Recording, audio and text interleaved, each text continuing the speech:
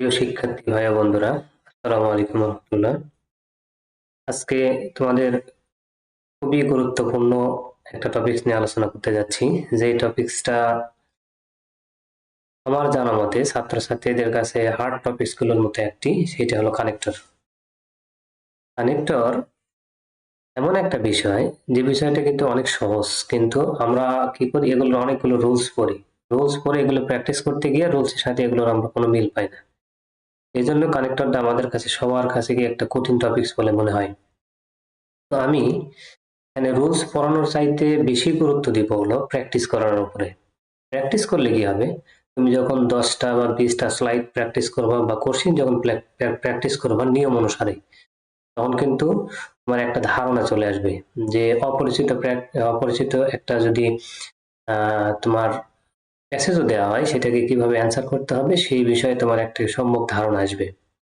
এই জন্য আমরা এইচএসসি এবং এইচএসসি বিগত সালের বা রিসেন্ট বছরের কোশ্চেনগুলো প্র্যাকটিস করবো আমরা। আর প্র্যাকটিস করার ক্ষেত্রে ব্যতিক্রমতা অবলম্বন করবো, সেটা হচ্ছে প্রত্যেকটা গ্যাপের কিন্তু নিয়ম আছে।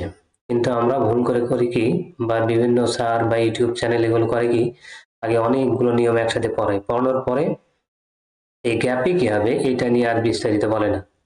প্রত্যেকটা গ্যাপের যে ভিন্ন ভিন্ন নিয়ম আছে, এই ভিন্ন ভিন্ন নিয়ম না জানলে তুমি যত বেশি রুলসই কানেক্টর নিয়ে পড়ো বা প্র্যাকটিসই করো, এটা তো আসলে আমি অধিকাংশ, যেহেতু আমি শিক্ষক, আমি বাস্তবসম্মত কিছু জ্ঞানও আমার আছে।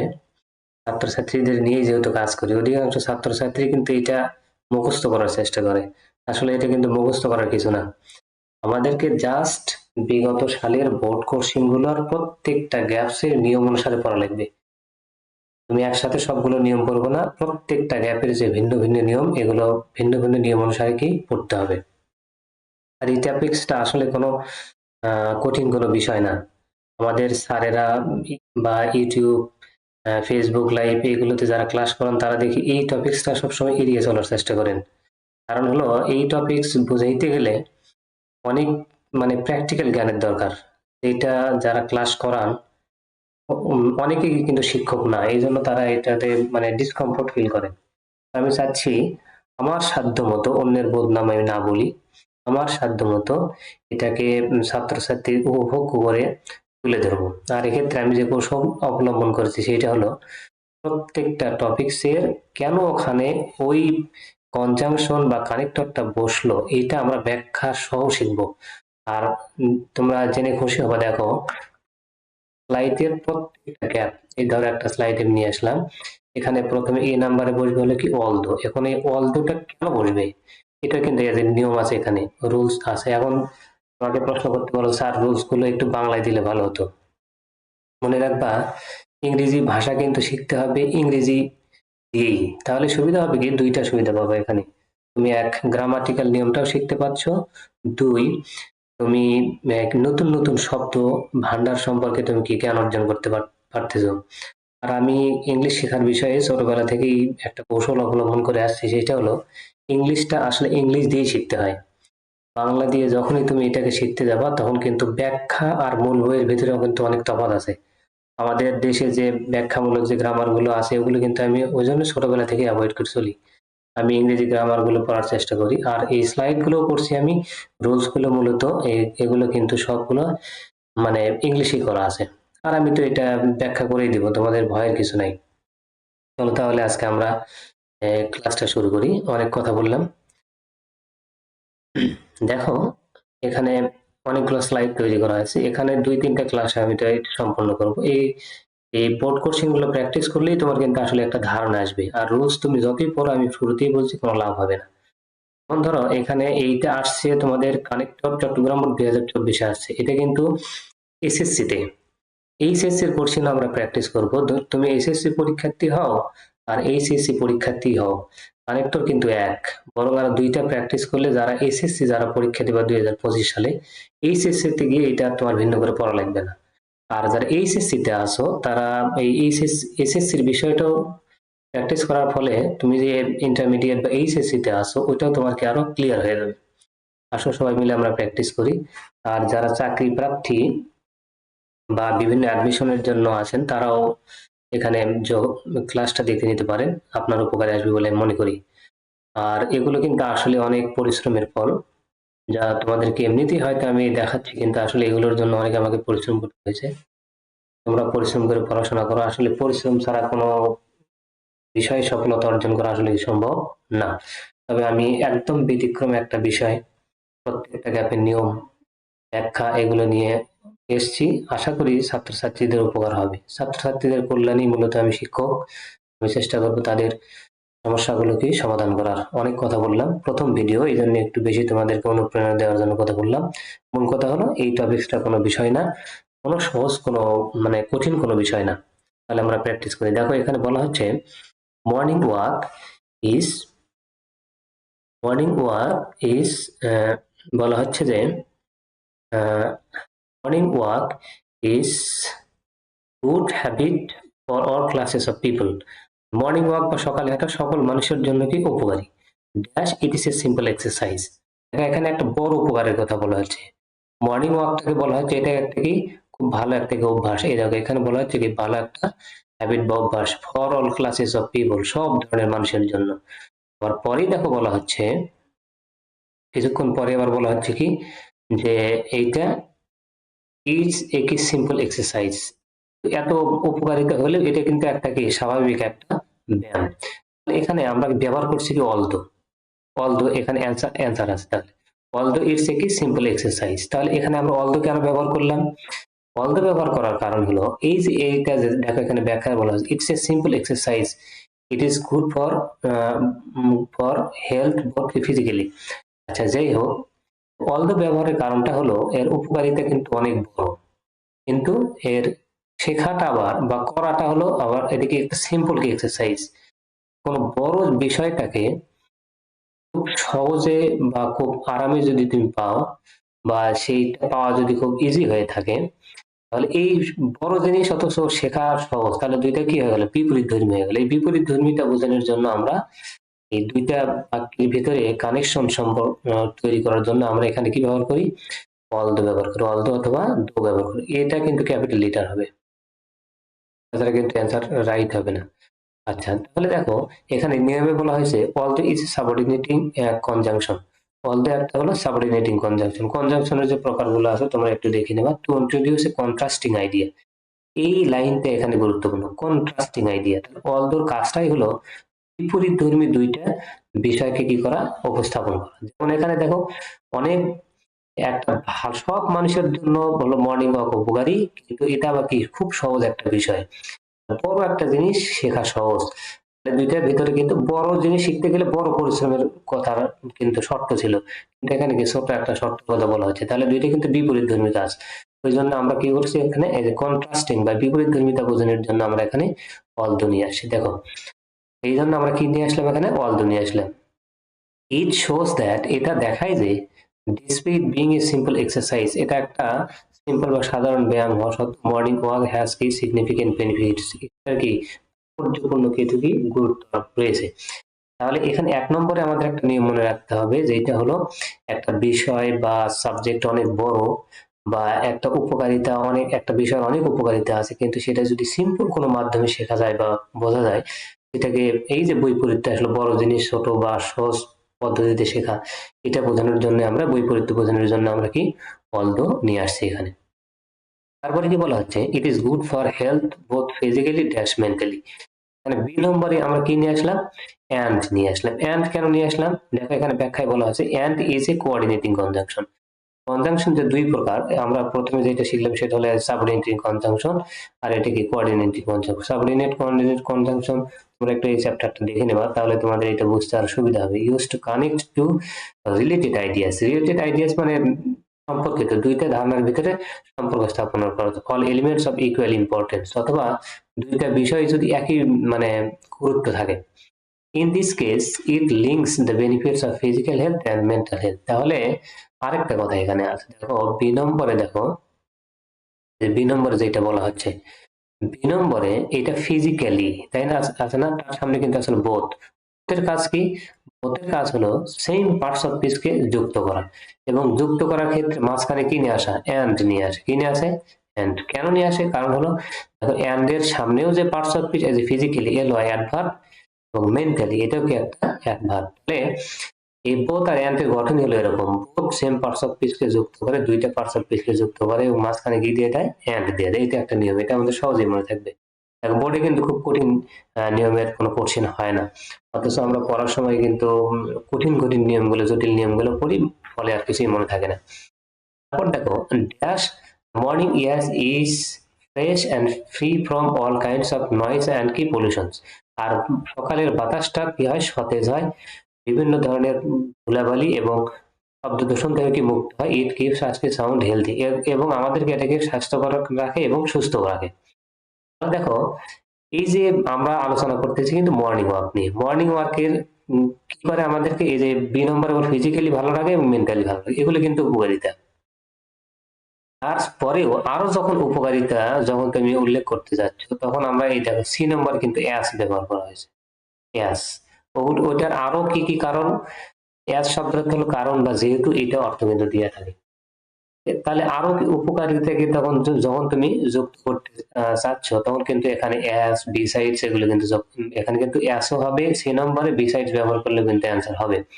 মর্নিং ইয়াস, ইয়াস এখানে কেন ব্যবহার করলাম? দেখো ইয়াস ব্যবহার, as is a subordinate conjunction use to introduce a cause or reason.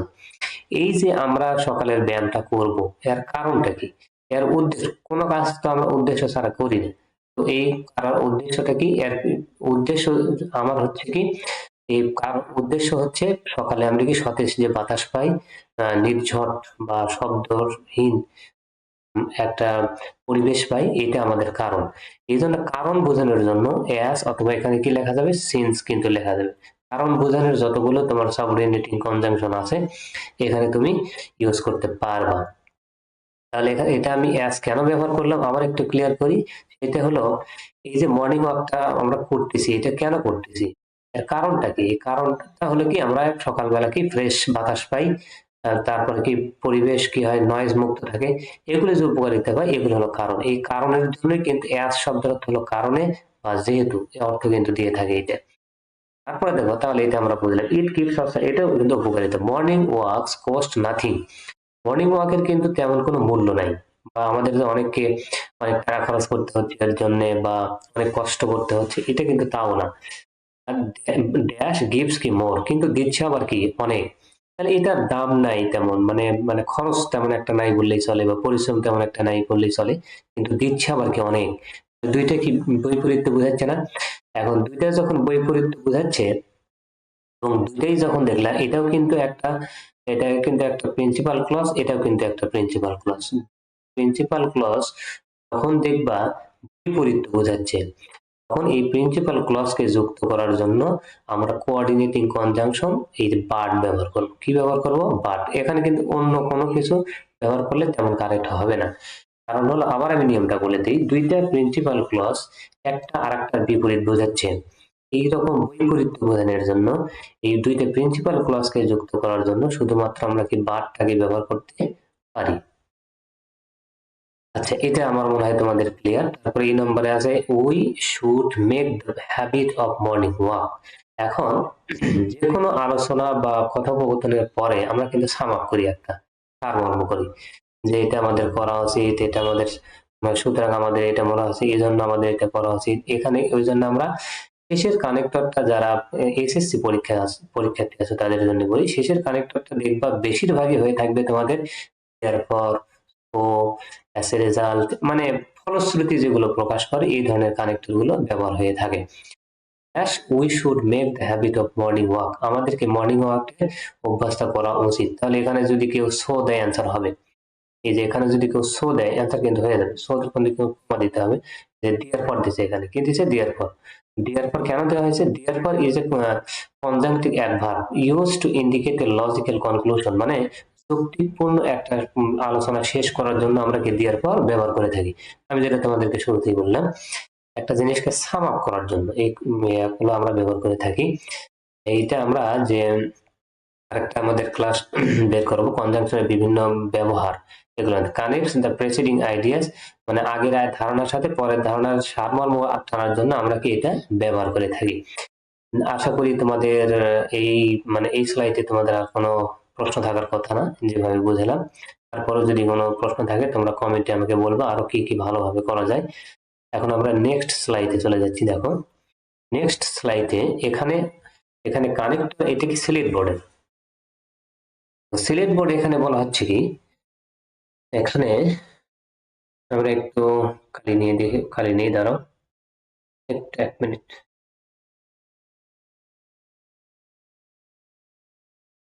দেখো এখানে বলা হচ্ছে, এটা কানেক্টরটা প্যাসেজটা আগে পড়ে নেব, কি সম্পর্কে প্যাসেজ সেটা আমাদের আগে জানা জরুরি।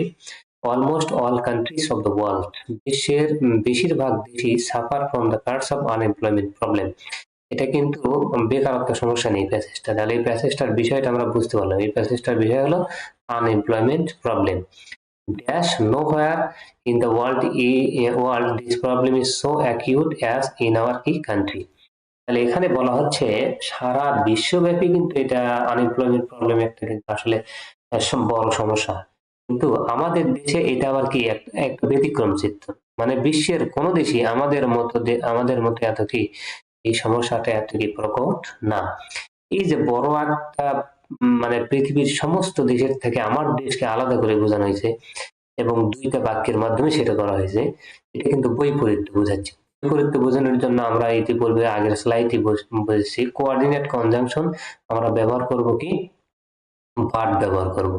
এই দেখো এখানে কিন্তু এই যে এখানে বাট ইউজ করতে হবে। বাট কেন ব্যবহার করলাম, কারণ হলো দুইটা স্বাধীন বাক্য বা প্রিন্সিপাল ক্লজ তখন বৈপরীত্য বোঝায়। ধরো প্রথমে একটা বড় পরিসর বা সারা পৃথিবীর সমস্ত দেশকে বোঝাচ্ছে, আবার আমাদের দেশ মাত্র একটা দেশকে তার সাথে তুলনা করা হচ্ছে। বড় একটা জিনিসের সাথে যদি তুমি ছোট একটা জিনিসের তুলনা করতে যাও এবং দুইটা বাক্যই যদি তোমার প্রিন্সিপাল ক্লজ হয়, সেক্ষেত্রে প্রিন্সিপাল ক্লজকে পুরো দুইটা ক্লজের ভিতরে সমন্বয় বা যোগ সাদৃশ্য সৃষ্টির জন্য আমরা কি ব্যবহার করে থাকি, বাট ব্যবহার করে থাকি। এই জন্য কিন্তু এখানে মূলত কি বাট চলে আসে। দেখো এখানে বাটের নিচে লেখা আছে, বাট ইজ এ কি coordinating conjunction use to introduce contrasting idea. বিপরীত একটা ধারণা, বৈপরীত একটা ধারণা বোঝানোর জন্য। ইট হাইলাইটস, এটা তুলে ধরে the difference between the global present unemployment problem extremely severely in কি কান্ট্রি। আমাদের দেশে, আমি যেটা বাংলা প্রথমে বললাম, পুরো বিশ্বের সাথে আমাদের দেশের যে একটা সমস্যা, আমাদের দেশকে যে তুলনা করা হয়েছে বড় একটা পরিসরের সাথে ছোট একটা পরিসরের তুলনা করা হয়েছে, এই জন্য আমরা এখানে কি ব্যবহার করলাম, বাট ব্যবহার করলাম। তারপরে দেখো there are many reasons behind it, এটার পেছনে কি অনেক কারণ আছে, অনেক কারণ আছে। ড্যাশ, বি নম্বরে dash our country is industrially backward. অনেকগুলো কারণ আছে, তার ভিতরে একটা কারণ কি, আওয়ার কান্ট্রি ইজ কি ইন্ডাস্ট্রিয়ালি ব্যাকওয়ার্ড। আমাদের দেশটা কি যতগুলো কারণ আছে তার ভিতরে একটা হলো আমাদের কি, এটা আমাদের শিল্পগতভাবে আমরা কি অনুন্নত। এই যে একটা যে কারণ যে বললাম, এই এখন কারণ দিয়ে যদি দুইটা বাক্যকে তুমি যুক্ত করতে চাও, তাহলে এমন একটা কানেক্টর নিয়ে আসতে হবে যেটা দ্বারা কি বোঝায়, কারণ বোঝায়। এখানে দেখা যায় বি নম্বরে দেওয়া আছে বিকজ। বিকজ শব্দটা অর্থ কি, কারণ। এই দেখো রুলে কি বলা হলো, because is a subordinating conjunction use to show more cause or reason. এই যে কারণ, ব্যাকওয়ার্ড যে আমরা এর যে কারণ, তার ভিতরে একটা যে কারণটা একটা উল্লেখ করা হয়েছে, এই কারণটাকে বোঝানোর জন্য আমরা এর সামনে কজ নিয়ে আসছি। দেখো it explains why unemployment is a problem in our country due to industrial backwardness। আচ্ছা, ইন্ডাস্ট্রিয়ালি আমরা যে আমাদের যে ওই বেকারত্বের অনেকগুলো কারণ আছে, তার ভিতরে একটা কারণ হলো কি, ইন্ডাস্ট্রিয়ালি আমরা ব্যাকওয়ার্ড। এই কারণটা বোঝানোর জন্য আমরা এখানে কি নিয়ে আসবো, বিকজ নিয়ে আসবো। এটা বিকজ। তাহলে এখানে আমাদের বি নম্বরের অ্যান্সার হচ্ছে কি বিকজ। বিকজটার বি কিন্তু বড় হতে নিতে হবে, because C A U C, তাই না। বিকজ, বিকজ কেন লিখলাম, কারণ হলো এগুলো আমাদের যে বেকারত্বের কারণ তার ভিতরে এইটা একটা। 3 নাম্বার কি, our system of education fails to give a student and কি ইন্ডিপেন্ডেন্ট স্টার্ট অফ লাইফ। আর একটা কারণ হলো আমাদের দেশের শিক্ষা ব্যবস্থা ছাত্রদেরকে স্বাধীন জীবন যাপনের যে অনুপ্রেরণা দেওয়া, এটাতে তারা কি ব্যর্থ। কি, আমরা লেখাপড়া বলতে বুঝি শুধু কি, চাকরি করা। চাকরির প্রকৃতি বর্তায় বিশ্লেষণ করলেই কিন্তু একটা মানুষের মাথা খুলে যাবে। চাকর জকি, তাহলে ওখানে কি স্বাধীনতা আছে, স্বাধীনতা নেই। ওই জন্য আমাদের এখানে বলা হচ্ছে আমাদের শিক্ষা ব্যর্থ হয়েছে হলো student independent start of life, জীবনের কি স্বাধীন শুরুর ক্ষেত্রে কি এটা ব্যর্থ হয়েছে। তাহলে এখানে সি নম্বরে আমরা কি বলতে পারি, তাহলে এখানে একটা কারণ যখন বললাম, পরের বাক্যে আর একটা কারণ যখন আমি উল্লেখ করতেছি, তখন কিন্তু এখানে আমরা বলি না আমাদের এই সমস্যার কারণে শিল্পগতভাবে আমরা ধরো সমস্যা বলতেছি আমাদের দেশের, মানে আমরা যে বেকারের সমস্যা ভুগতেছি একটা কারণ বললাম, পরে যখন আরেকটা কারণ আমি যুক্ত করতে যাচ্ছি, তখন কিন্তু এই তৃতীয় বাক্যে দ্বিতীয় বাক্যের শুরুতে এই যে মোরেভার মানে কি তাছাড়াও, মানে এর সাথে আরেকটা আমরা যোগ করতে চাচ্ছি, এই জন্য আমরা কি এখানে যোগ করব মোরেভার বা তাছাড়াও যুক্ত করবো। এম কিন্তু এখানে ক্যাপিটাল লিখে লিখতে হবে। সি নম্বর মোরেভার, মোরেভার, মোরেভার শব্দটা কি তাছাড়া, our system of education fails to give a student an independent start of life। তাহলে আমরা এই যে বেকারত্বের যে প্রবল সমস্যা, প্রথম সমস্যাটা উল্লেখ করার সময় শুধু আমরা বিকজ উল্লেখ করব। দেখো কানেক্টরের নিয়ম কিন্তু আসলে যতই তুমি বইয়ের পড়ো কাজ হবে না, প্রথম কারণটা উল্লেখ করতে আমরা বিকজ লাগাইলাম, দ্বিতীয় কারণটা উল্লেখ করার জন্য আমরা কি উল্লেখ করলাম মোরেভার, মানে এই কারণ ছাড়াও আরো কারণ আছে, যখন আরেকটা কারণ যখন খুঁজে পাবো এই প্যাসেজটা তোমার আসবে তা তো না, এরকম একটা প্যাসেজ আসবে, তখন এভাবে এই নিয়ম অনুসারে সিস্টেম মেটিক্যালি কি করা লাগবে, ঠিক করা লাগবে তোমাদের। আচ্ছা, ইতিহাস লিটল প্রভিশন, এটা খুব কম সুযোগ আছে ফর ভোকেশনাল ট্রেনিং, আমাদের কি ভোকেশনাল ট্রেনিং এর সুযোগ সুবিধা কি খুব কম। Dash our students and youth have a false sense of dignity, আমাদের ছাত্রছাত্রী এবং তরুণদের ভিতরে আত্মমর্যাদার একটা ভুল ধারণা আছে, মানে চাকরি না করলে তোমার লেখাপড়া ব্যর্থ, তুমি লেখাপড়ার কোনো মূল্য নাই, এটা কি ফলস সেন্স অফ ডিগনিটি বলা হয় এটাকে। তাহলে এখানে দেখো, এখানে যখন সমস্যা, এখানে দেখো প্রথম সমস্যা উল্লেখ করার জন্য আমরা কি লিখলাম বিকজ, দ্বিতীয় সমস্যা উল্লেখ করার জন্য উল্লেখ করলাম কি মোরেভার বা তাছাড়াও, এবং বিসাইডস শব্দটা কিন্তু তাছাড়াও, কিন্তু বিসাইডস এবং মোরেভারের ভিতরে পার্থক্য হলো বিসাইডস প্রথম কারণের ক্ষেত্রে বিকজ ব্যবহার করা যাবে, দ্বিতীয় কারণের ক্ষেত্রে মোরেওভার, আর তৃতীয় কারণ এর জন্য আমরা কি শেষে বিসাইডস নিয়ে আসতে পারি। এই দুটো কিন্তু উল্টো পাল্টা করে ব্যবহার করলে আসলে ব্যবহার করা যায়, এই নিয়মগুলো তোমরা একটু নিজে নিজে দেখে নিবা, এতগুলো আমার পক্ষে বোঝানো সম্ভব হচ্ছে না। এটা তারপরে কি ডি নাম্বারতে আমরা কি বিসাইডস তাছাড়াও, এই ডি নাম্বার তাহলে আমরা এখানে কি বলছিলাম বিসাইডস তাছাড়াও, বিসাইডস তাছাড়া our students are here to false sense of dignity dash they run after job only, তারা কি করে কোনো কিছুর ফলশ্রুতি বা রেজাল্ট যখন উল্লেখ করবা তখন কানেক্টর উল্লেখ করা হয় হেন্স, সো হেন্স এখানে কেন ব্যবহার করলাম দেখো তো, এখানে নিয়মটা আমরা পড়ে নিই। হেন্স কেন, hence is a conjunctive adverb used to indicate a logical consequence of a result, ফলে হেন্স শব্দ থেকে ফলে, ফলে আমাদের রান আফটার কি জব, এই যে ফলস ডিগনিটির কারণে এর ফলশ্রুতির প্রকাশের জন্য বা রেজাল্ট প্রকাশের জন্য আমরা এখানে কি ব্যবহার করব, হেন্স ব্যবহার করব। এখানে কিন্তু হেন্স ব্যবহার করতে, হেন্স শব্দ থেকে ফলো, ফলে বা ফলত, বা এস এ রেজাল্ট দিলেও কিন্তু এখানে কিন্তু অ্যান্সার হয়ে যাবে। এক কথায় কনক্লুসিভ যতগুলো কানেক্টর আছে এখানে তুমি কিন্তু ব্যবহার করতে পারবো। তাহলে এই যে আমি এগুলো আর বিস্তারিত বলতে চাচ্ছি না, শুধু এখানে তার নিয়মগুলো একবার করে আমরা সাম আপ করতে চাচ্ছি। এ নাম্বারে আমরা বাদ বসাইছি, কারণ হলো ধরো পৃথিবীতে অনেকগুলো দেশ আছে, এই দেশগুলোর ভিতরে ধরো 200+ দেশ আছে, আমাদের 200+ দেশ আছে, এর ভিতরে বাংলাদেশকে আমরা যখন বলতেছি, তাহলে কিন্তু এই বড় পরিসরের সাথে এই ছোট পরিসরের কি হচ্ছে, একটা তুলনা হচ্ছে। এই তুলনা করাতে গিয়ে এটার একটা স্বাধীন, এটা বোঝানোর জন্য আমরা একটা স্বাধীন বাক্য ব্যবহার করছি, যেমন কি almost all country suffer from, পৃথিবীর সব দেশের জন্য একটা বাক্য ব্যবহার করছি, এখানে বাংলাদেশকে ব্যবহার করার জন্য দ্বিতীয় আর একটা বাক্য ব্যবহার করছি, কিন্তু দুইটা বাক্যই কিন্তু স্বাধীন। যে স্বাধীন বাক্যকে বা দুইটা স্বাধীন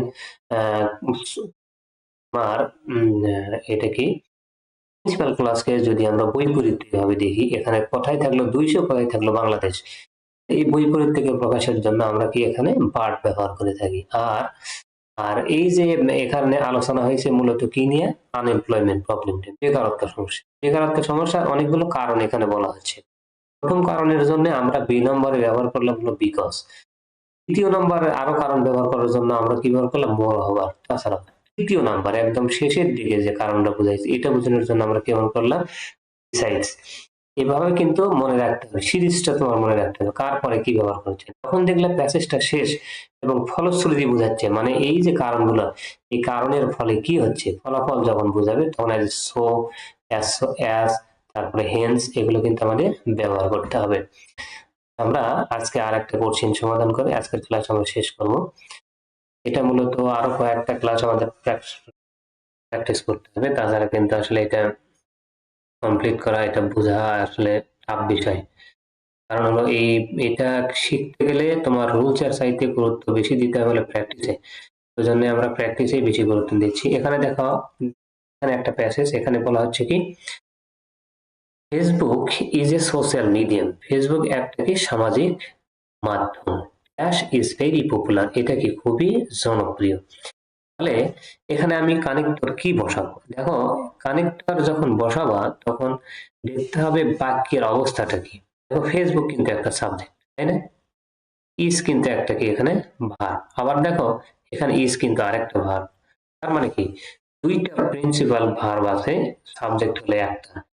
একটা সাবজেক্টে তো এই ভার্ব এই সন্তুষ্ট হচ্ছে না। সন্তুষ্ট যদি হইতো তাহলে কিন্তু এখানে গ্যাপ দিত না।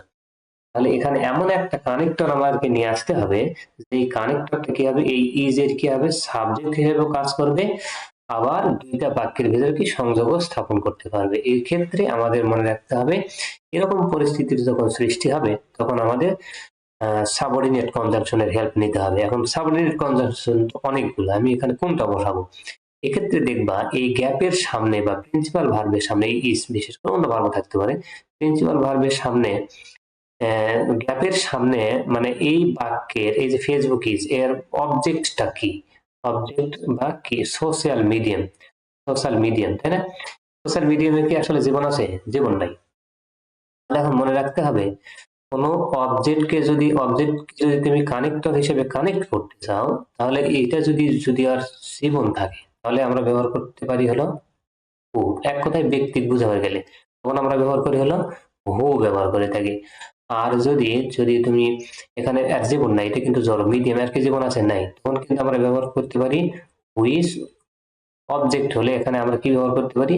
হুইজ ব্যবহার করতে পারি। আর একটা দ্যাট ব্যবহার করতে পারি। দ্যাট সাবজেক্ট হলে হয়, এখানে যেহেতু আমরা অবজেক্ট নিয়ে কাজ করতে, আমরা এখানে কি ব্যবহার করব?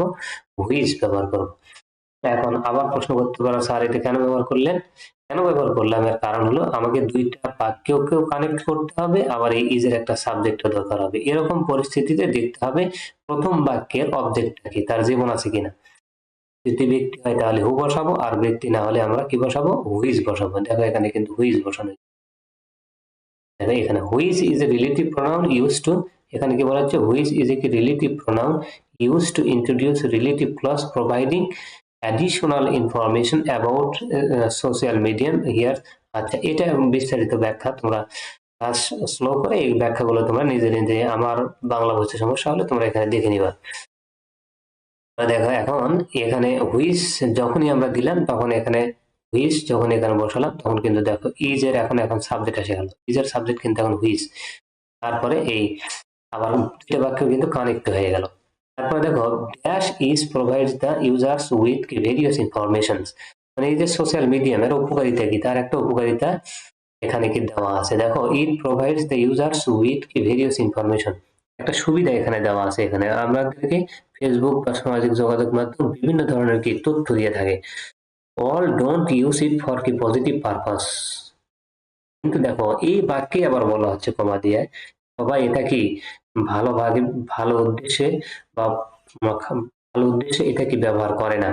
তাহলে এই যে এত সুবিধার পরেও মানুষ কি করতেছে, এর বিপরীতে একটা কাজ করতেছে বা নেগেটিভ একটা কাজ করতেছে। যখন দুইটা বাক্যে দেখবা, প্রথম অংশে ভালো কথা, পরের অংশ হলো খারাপ কথা বা নেগেটিভ কথা।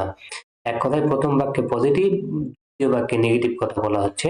এই দেখো, নেগেটিভ আছে, এখানে নট আছে, অথবা শব্দ দ্বারা নেগেটিভ থাকতে পারে। তখন এই ধরনের বাক্য দেখবে যে কমা দ্বারা যোগ হয়েছে, এই যে এখানে কিন্তু কমা আছে, দেখো কমা দ্বারা যুক্ত হবে, তখন এখানে তোমার মনে রাখতে হবে এখানে একটা সাবঅর্ডিনেটিং কনজাংশন নিয়ে আসতে হবে, কি বৈপরীত্য বোঝাই।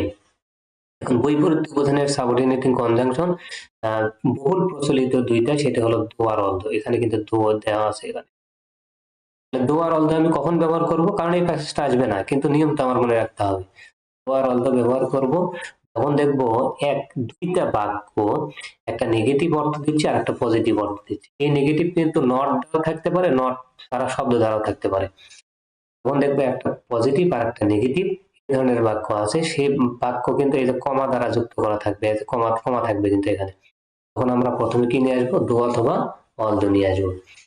আশা করি নিয়মটা তোমরা খুব ভালোভাবে বুঝতে পারছো। তারপর দেখো, many Facebook users dash some of the youngster sometimes use it whimsically. Many Facebook users,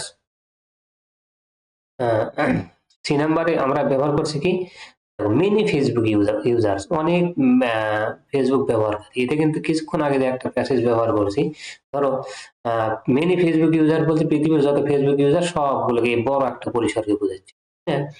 হ্যাঁ, ড্যাশ সাম অফ, এর আবার কিছু অংশ আছে কি ইয়াং স্টার, ধরো এখানে এটা 100%, এটা ধরলাম আমি কি 100%, 100% এর ভেতরে এই এখানে ধরো 10%, এই 10% আবার কি করে হুইমজিক্যালি ব্যবহার করে থাকে। তাহলে বড় একটা অংশের থেকে ছোট একটা অংশের কিন্তু বৈপরীত্য, এই বৈপরীত্য বোঝানোর জন্য আমরা, বা আলাদা করার জন্য আমরা কি করি, এই কোঅর্ডিনেটিং কনজাংশন এখানে কি ব্যবহার করলাম, বাট ব্যবহার করলাম। মানে বড় একটা অংশ থেকে ছোট একটা অংশকে আলাদা করার জন্য, 100 থেকে মানে 10কে আলাদা করার জন্য আমরা এই বাট ব্যবহার করে থাকি। তাহলে বাট আমরা এর আগে নিয়মগুলোতে শিখলাম কি, বাট দুইটা বৈপরীত্য বিষয়কে বা দুইটা স্বাধীন বাক্যকে বা ক্লজকে যুক্ত করার জন্য ব্যবহার হয়।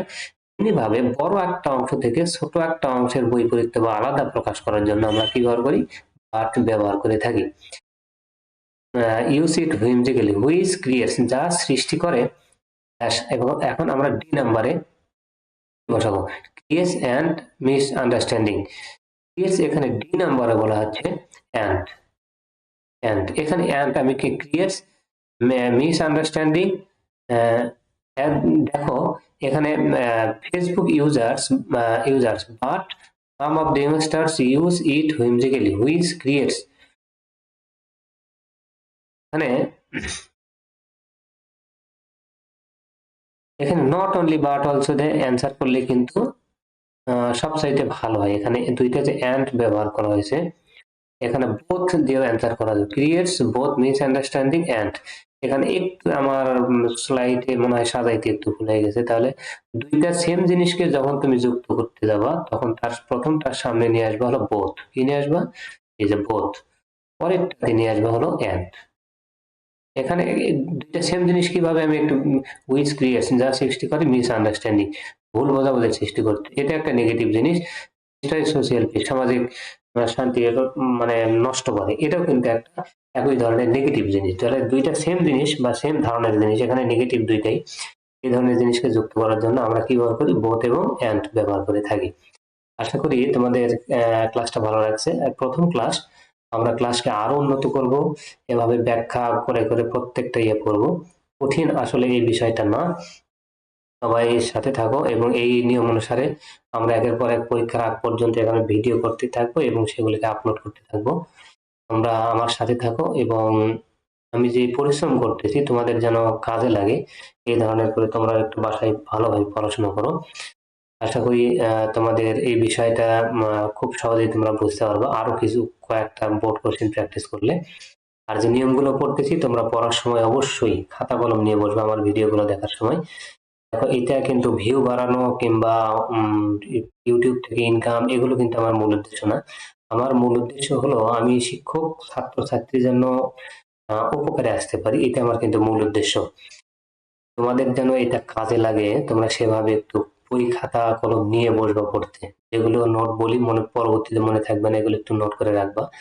আর আসলে সময় ব্যয় হতে পারে পরীক্ষার আগে, এই ধরনের কাজগুলো তোমরা থেকে বিরত থাকবা। বিশেষ করে সোশ্যাল মিডিয়াতে অতিরিক্ত সময় দেওয়া, এগুলো থেকে বিরত রাখবা, যেগুলো প্রয়োজন শুধু সেভাবে সময় দেওয়া। আর পরীক্ষার আগে তোমাদের একটা বিশেষ একটা ব্যাধির সৃষ্টি হয়, সেটা হলো কোচিং এ যাতায়াত। মনে রাখবা, আমি কিন্তু এইচএসসি তে কখনোই কোনোদিন, আমার সময় কিন্তু প্রচুর কোচিং চালু ছিল, আমি কিন্তু কখনোই কোনো কোচিং এ যাই নাই। কারণ হইলো এই যে যাতায়াত যে সময়টা, এই সময়টা যদি বাসায় বসে তুমি পড়ো বা ভালো কোনো একটা টিচারের এরকম ভিডিও দেখতে পারো, তাহলে দেখবা ওই যাতায়াতের যে সময়, তার চাইতে আমার সাথে কিন্তু অনেক আমার ব্যাচমেট অনেক ছিল, যারা খুব ভালো ভালো কোচিং এ পড়ছে, তারা কিন্তু রেজাল্টে আমার স্কুলের ভিতরে ফার্স্ট হইতে পারে নাই, আমি আনোয়ারই কিন্তু ফার্স্ট হয়েছিলাম। সুতরাং তুমি মানুষের প্রতারণার সময়ের হলো সবচেয়ে মূল্যবান। এই সময় কেড়ে নেয় যে কোচিং কিংবা সোশ্যাল মিডিয়া, এগুলোর থেকে তোমরা একটু দূরে থাকো। আর খাওয়া-দাওয়া ইত্যাদি বিষয়ে সেনসিটিভ হও। তোমরা ভালো করে পড়াশোনা করো। আসলে কঠিন কোনো বিষয় নয়। ইনশাআল্লাহ আমি সেভাবেই তোমাদের কাছে উপস্থাপন করব। সবাই ভালো থাকো। আর নিজে এই ক্লাসগুলো দেখো এবং অন্যকে দেখতে সহযোগিতা করো। এই আহ্বানটা রেখে আজকের ক্লাস আমি এখানে শেষ করছি। আসসালামু আলাইকুম ওয়া রাহমাতুল্লাহ।